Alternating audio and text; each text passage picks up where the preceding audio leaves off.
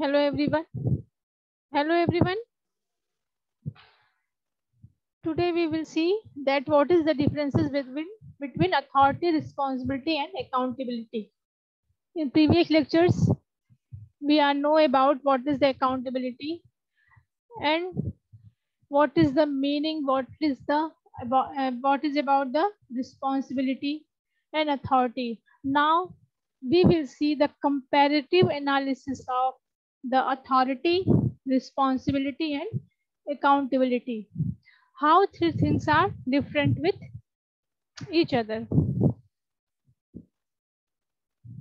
Okay, we can write that what is the distinction between authority, responsibility and accountability. Distinction या differences भी आप लिख सकते हो, डिफरेंसेस लिख देते हैं, आप लोग को इजीली समझ में आएगी. Differences between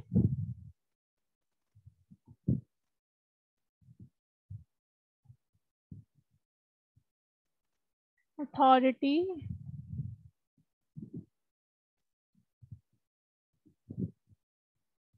responsibility and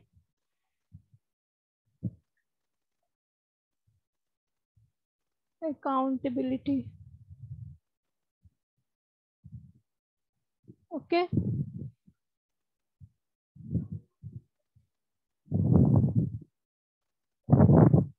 now what is the differences between authority, responsibility and accountability? Now the first point, on the basis of concept, we will see that what is the authority, responsibility and accountability regarding the concept. Basis of the distinctions, first point will be the concept. How on the basis of concept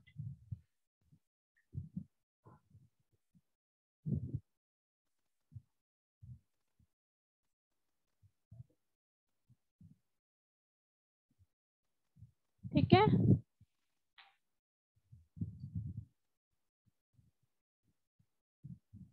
You can make a box. I'm making a box just for separating.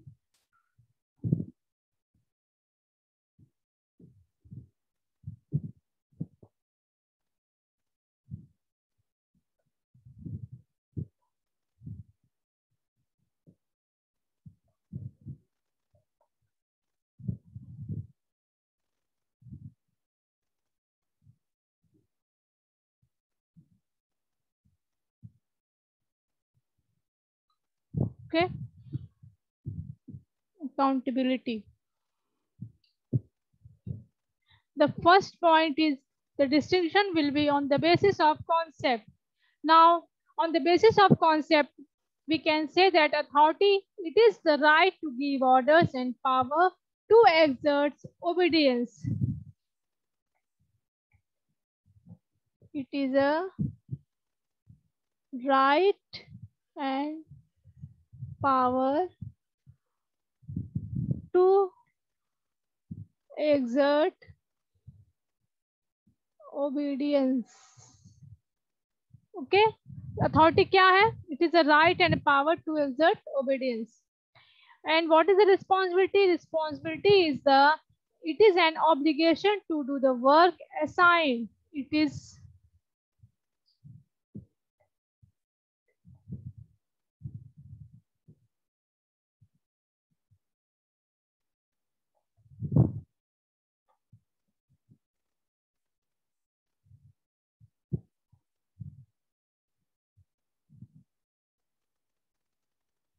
Okay. अभी हम लोग इसको explain करेंगे, note down कर लेते हैं. And it is the what is the accountability? In the accountability that it is N liability for the power. It is a liability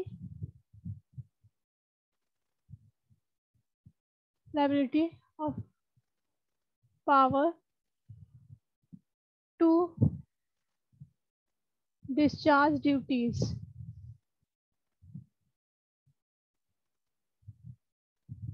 ठीक है, तो this is the first point on the basis of concept. ठीक है,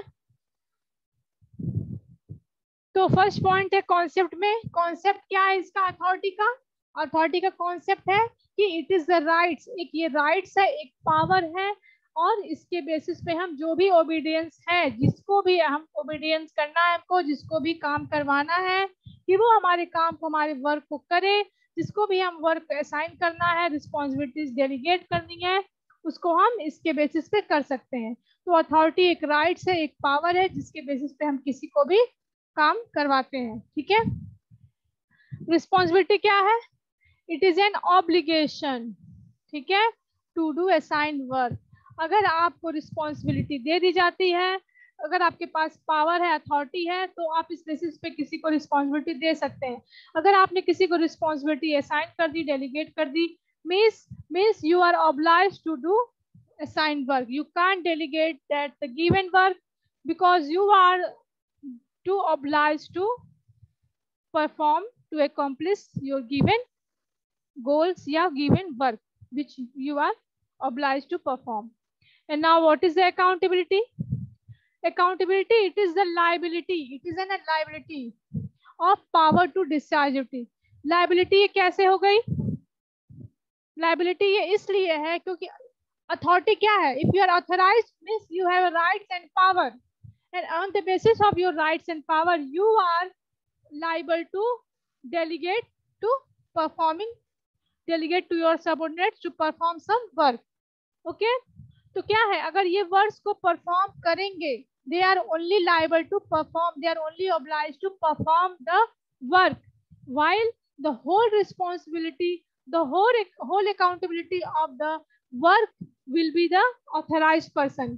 जिस person के हाथ में authority है, वही पर्सन उस पूरे काम, उस पूरे प्रोजेक्ट के, जब तक कि वो प्रोजेक्ट कंप्लीट नहीं हो जाता है, वो उस प्रोजेक्ट के प्रति ही उत्तरदायी होगा, रिस्पॉन्सिबल होगा, ना कि वो पर्सन जिसको आपने रिस्पॉन्सिबिलिटी, वर्क, ड्यूटी और असाइन की है। वो पर्सन केवल ऑब्लाइज्ड होगा उस काम को परफॉर्म करने के लिए, जैसा कि आप उसे डायरेक्ट कर रहे हो, जैसा कि आप उसे दे रहे हो, जितने समय, जितने टारगेट का काम आप उसे दे रहे हो। If this work is not accomplished as given time period, means you are the authorized person is liable to inform, liable to answer of that work.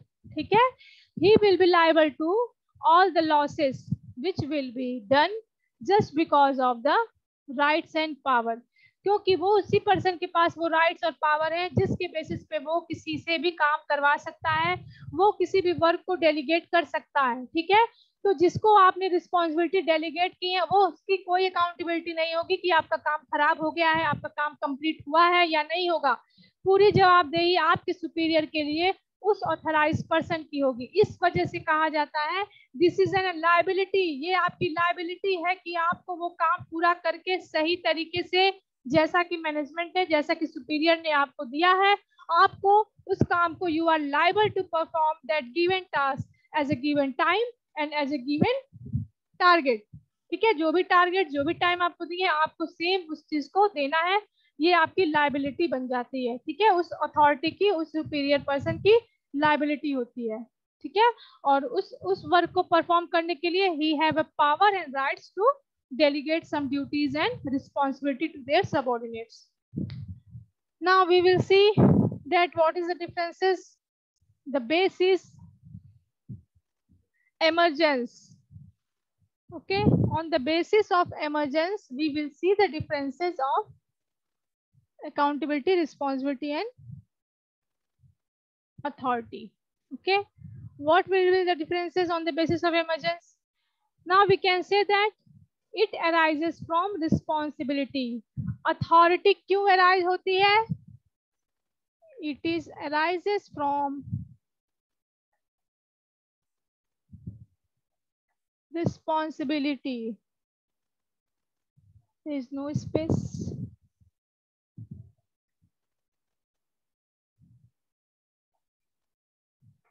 Okay, now what will be the second point? The responsibility, it is arises from assignment of work. Emergence मतलब क्या है, ये कैसे उत्पन्न हो रहा है, ठीक है, कैसे इसकी जरूरत हो रही है, ठीक है। तो हम क्या करेंगे, it is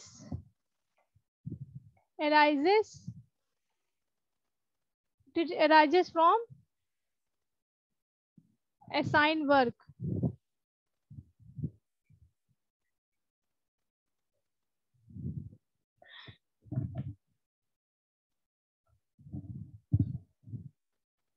Excuse me, assigned work. Okay, now what will be the accountability? It is arises from the use of authority. It is arises from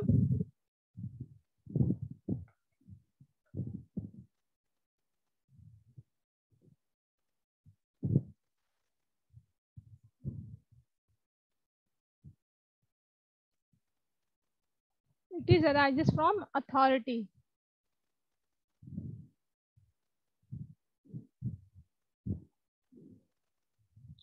अब कैसे हैं, कैसे डिफरेंसेस हैं इस तीनों बेसिस पे, इमरजेंस बेसिस पे कि कैसे इसकी उत्पत्ति हुई है। On the basis of emergence authority क्या है, responsibility, it is arises from responsibility, ये रिस्पॉन्सिबिलिटी से ही अथॉरिटी अराइज होती है। क्यों ऐसा है, जबकि जब आप ऑथराइज होंगे तभी आप रिस्पॉन्सिबिलिटी डेलीगेट करोगे। वो इसलिए होती है क्योंकि अगर आपको कोई प्रोजेक्ट, कोई टारगेट दिया जा रहा है, ठीक है, तो you are now superior and you have only conceptual skills, ठीक है।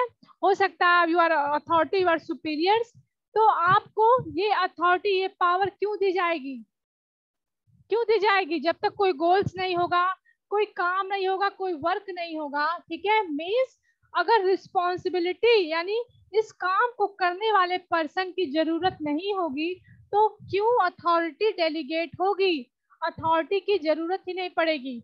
हम अथॉरिटी क्यों डेलीगेट करते हैं, अथॉरिटी को हम क्यों अथॉरिटी असाइन करते हैं किसी को, क्योंकि हमें पता है कि हमारा एक गोल्स है, एक प्रोजेक्ट है जिसको पूरा करने के लिए हमें अपने सबऑर्डिनेट्स की जरूरत पड़ेगी, और सबऑर्डिनेट्स को ही हम जब कोई टास्क देंगे, कोई जिम्मेदारी देंगे, तभी वो काम कंप्लीट होगा, ठीक है। तो अगर रिस्पॉन्सिबिलिटी नहीं रहेगी तो अथॉरिटी का कोई मतलब नहीं है। तो authority is arises from responsibility. और रिस्पॉन्सिबिलिटी क्यों अराइज होती है, जब तक आपको कोई टास्क असाइन नहीं किया जाएगा, कोई वर्क दिया ही नहीं जाएगा, तो आप कैसे रिस्पॉन्सिबल होगे। आपको 8 घंटे केवल ऑफिस में आना है, बैठ रहे हो आप ऑर्गेनाइजेशन में, you are not assign any task, any work, means you are not responsible to performing, to accomplishing any task, ठीक है। तो इमरजेंसी कैसे हुआ, जब आपको जिस टाइम, जिस भी समय पे अगर आपको कोई काम, कोई ड्यूटी परफॉर्म करने को दे दिया गया है, कि चाहे वो 1 पेज या 10 पेज ही हो, कि आपको वो प्रिंट करना है मे बी, ठीक है, या आपको ये टास्क, एक फाइल 1 दिन में प्रिपेयर करके देनी है, मीन्स जैसे ही आपको वो ड्यूटी असाइन होगी, आपकी रिस्पॉन्सिबिलिटी वहीं से स्टार्ट हो जाएगी। तो इस वजह से हम कह सकते हैं it is arises from the assignment of work. जब आपको वर्क असाइन होगा मतलब तभी से आपकी रिस्पॉन्सिबिलिटी स्टार्ट हो जाएगी। अकाउंटेबिलिटी, अकाउंटेबिलिटी की उत्पत्ति कैसे होती है, how it emergence, it arises from the use of authority. Yes, जो ये अथोराइज पर्सन होता है वही अकाउंटेबल होता है, वही लाइबल होता है वो पूरे टास्क को पूरी तरीके से अकॉम्प्लिश करने के लिए, ठीक है। तो जब आपको अथॉरिटी ही नहीं रहेगी तो how accountability will be generated, when you are not giving any task to perform, any project to accomplish, then there is no meaning of authority, means accountability तभी जनरेट होती है, तभी इमरजेंस होती है जब अथॉरिटी की इमरजेंस हो चुकी हो, यानी अथॉरिटी अगर एग्जिस्ट है मीन्स कहीं ना कहीं अकाउंटेबिलिटी भी एग्जिस्ट है। अगर एक सुपीरियर, एक सबऑर्डिनेट्स अगर किसी वर्क के लिए ऑथराइज्ड है means he is also accountable for, he is liable to accomplish that given task। अब हम देखेंगे डेलीगेटेबिलिटी में कि किसको हम डेलीगेट कर सकते हैं, किसको नहीं। डेलीगेटेबिलिटी, ठीक है, डेलीगेट करने की एबिलिटी, क्षमता किसमें है, किस काम को हम डेलीगेट कर सकते हैं, किसको नहीं. Is authority delegated? Yes, it will be delegated. It is delegated.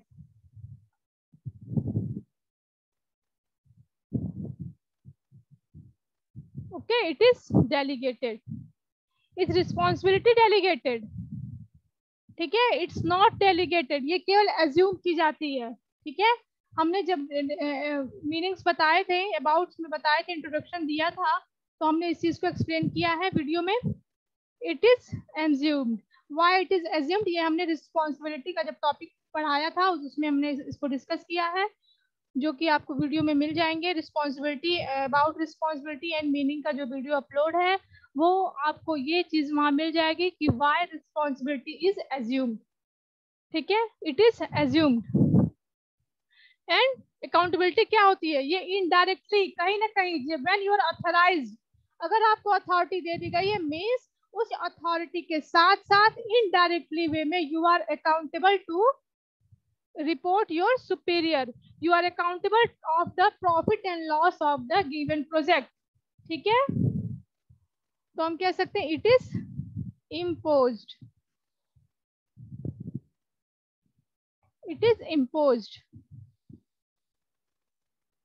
Now on the basis of nature of flow, on the basis of the 4 point is on the basis of nature of flow.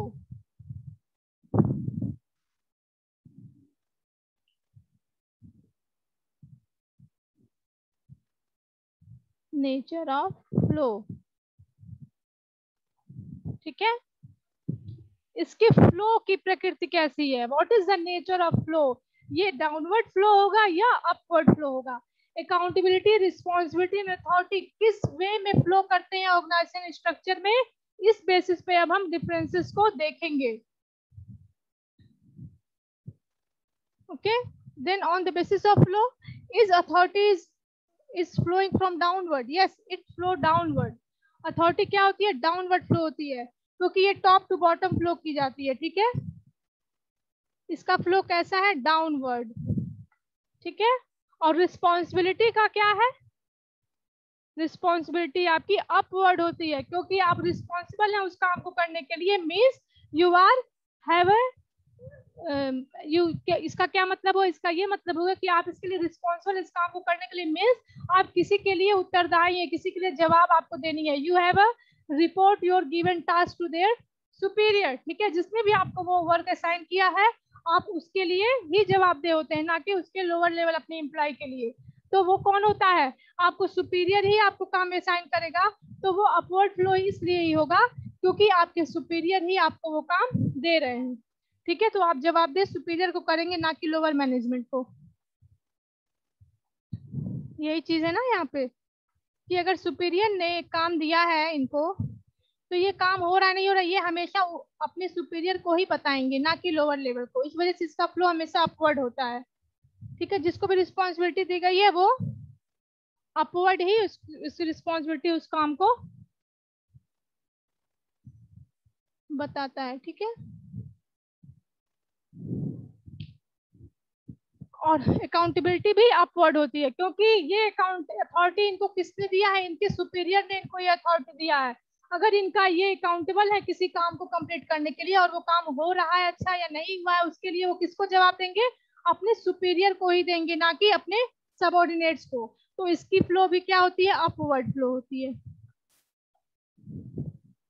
It's also upward flow. ठीक है, obligations, on the basis of obligation क्या होगा?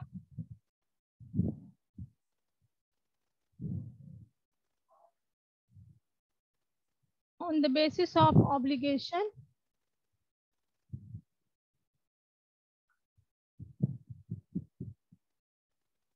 ठीक है, obligation means कितना devotion, कितना काम के प्रति कौन उत्तरदायी है, कौन करने के लिए लायबल है, ये हम देखेंगे.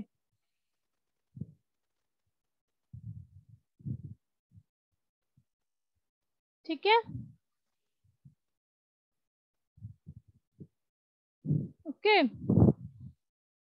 लास्ट पॉइंट के लिए हमको कैमरा सेट करना पड़ रहा है, अभी इसको सही कर देंगे। ठीक है, it is the right to do something, it is the obligation. ये क्या होता है, इसको करने के लिए क्या आप ऑब्लाइज्ड हैं, क्योंकि it is a rights, right and power. आप राइट्स एंड पावर हैं, आप उसके लिए ऑब्लाइज्ड हैं उस काम को करने के लिए। ठीक है, it is the right to do something, it is the rights and power to do something.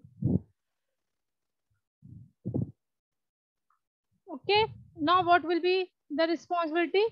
What about the responsibility? It is the obligation to perform. And ये क्या चीज है? It is an obligation, means you are obliged to perform that given obligation of assign work. ठीक है, जो काम आपको दिया गया आप उसके प्रति लाइबल हैं, रिस्पॉन्सिबल है। What is the accountability? It is the obligation to report on performance of the task. ठीक है, ठीक है, ये भी आपका लाइबिलिटी, आपका ऑब्लिगेशन है। किस लिए? कि आप उस वर्क को, उस जो भी काम आपको दिया गया उसको आप ऊपर रिपोर्ट करें कि वो काम अच्छे से हुआ है या नहीं हो गया है। ठीक है, तो हम कह सकते हैं it is an obligation to,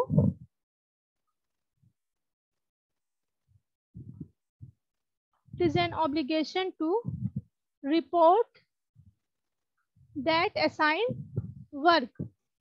ठीक है, जो भी वर्क आपको असाइन किया गया है, जो भी टास्क असाइन किया गया, you are liable to perform that given task, you are accountable to report about the task which is given by your superior. Okay, so then we can say that it is an obligation to report your performance, your given task, about your given task, that it is accomplished or not. So this is the differences and distinctions between authority, responsibility and accountability. The first point is on the basis of concept, second is on the basis of emergence, third is on the basis of legality, and fourth is on the basis of nature of law, fifth is on the basis of obligations. Concept क्या है? It is in rights and power. Responsibility क्या है? ये obligations है। और accountability क्या है? It is in liability to perform and discharge your duties. I hope you understand what is the differences between authority, responsibility and accountability. The main point is important here that delegability. ठीक है, कौन सी चीजें delegate होती हैं, कौन सी नहीं। तो इसके लिए यहाँ अथॉरिटी क्या होगी? इट इज डेलीगेटेड, क्योंकि जो भी बोर्ड ऑफ डायरेक्टर होंगे, जो भी शेयर होल्डर्स होंगे, वो अपने ऑर्गेनाइजेशन के जैसे कि जनरल मैनेजर हो गया, ठीक है, या बोर्ड ऑफ डायरेक्टर्स हो गए, उन सब के जो सुपीरियर्स हैं वो अपनी कुछ अथॉरिटी डेलीगेट करते हैं।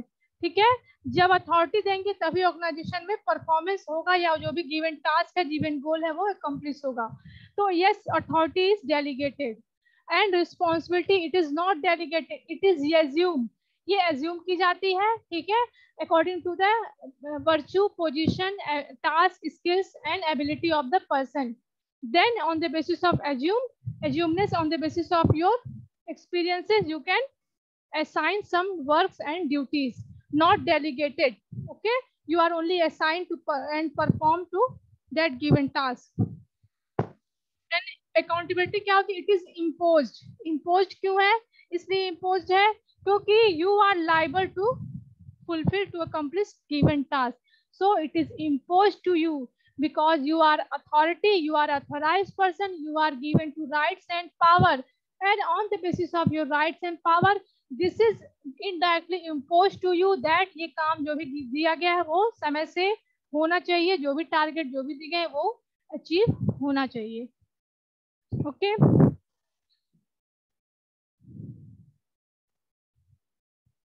एक बार इसको देख लीजिए।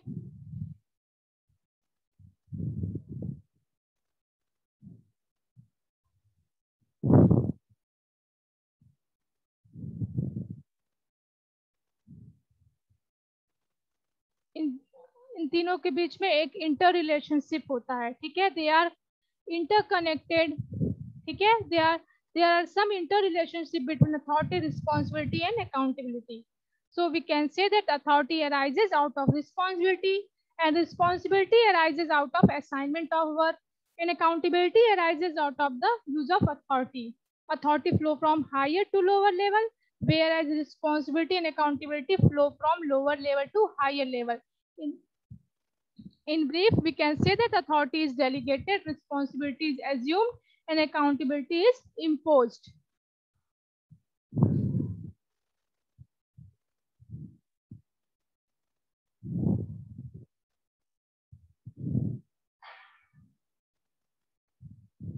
Thank you.